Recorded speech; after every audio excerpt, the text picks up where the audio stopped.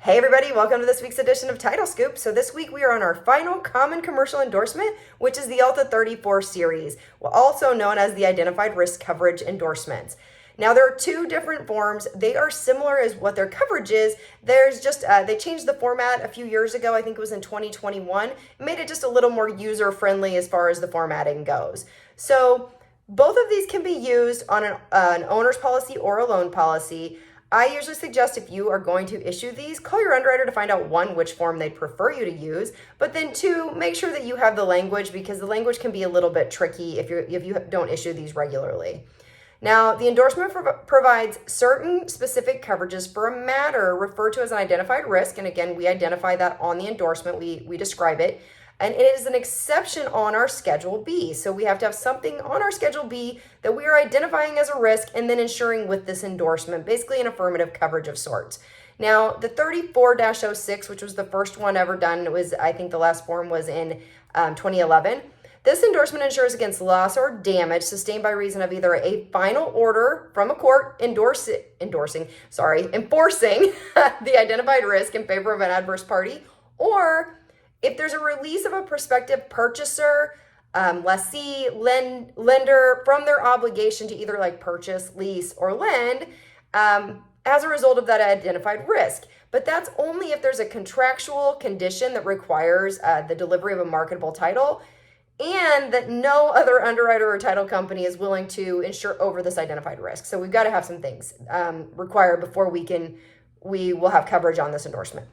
Now, again, this endorsement and the 34.1, which we're going to talk about in a second, neither one obligates the company to remove this identified risk or to provide title free of the identified risk. Okay, so just so that we know that we're not necessarily saying, hey, we're insuring to remove it. It's an affirmative coverage of sorts, again, that covers qualifying events on this risk. Now, when you get this request, you do have to fill out the endorsement. Again, the ALTA 34 was not quite as clear, so that's why they did the 34.1. But if you're doing the 34, you're going to insert in section 1 a description of the identified risk. Now, this is where people get a little confused.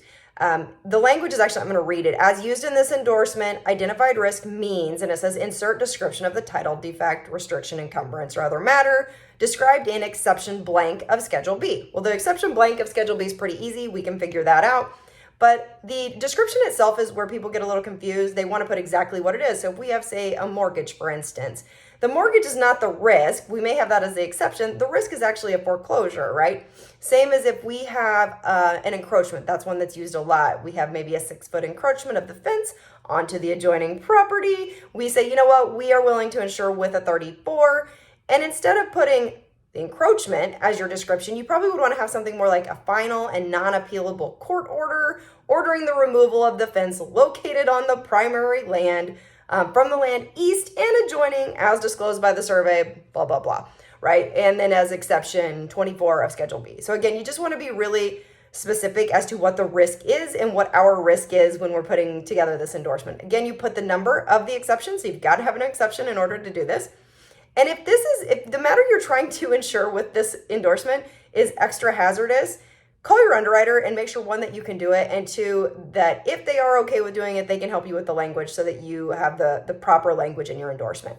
Now, the 34.1, like I said, they redid it a few years ago, and the language is just a little bit more clear. We're insuring the same thing, still available on the ALTA and loan and owner's policies. I'm speaking too fast today, but same coverage, just a little clearer. So when you have this one, I'm going to read the language on this one just so that you can see. And again, I would encourage you to pull it up. They're pretty self-explanatory as far as the differences.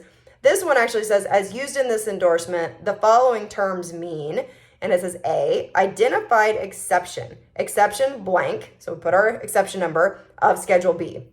Then B is identified risk. And this actually specifies the consequences specified below that may result from the exercise or enforcement of the matter described in the identified exception. So again, a little clearer on how you're describing it so that the description is proper on your endorsement. Again, you're going to put your identified exception number or letter, depending on how you do your commitments.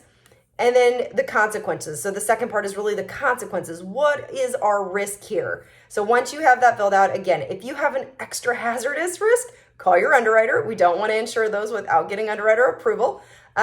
But that's basically it. So again, 34 does give us the ability to insure some things that maybe are a little questionable, but we're willing to insure with a 34. More of, like I said, think of it more of as an affirmative coverage in a specific situation.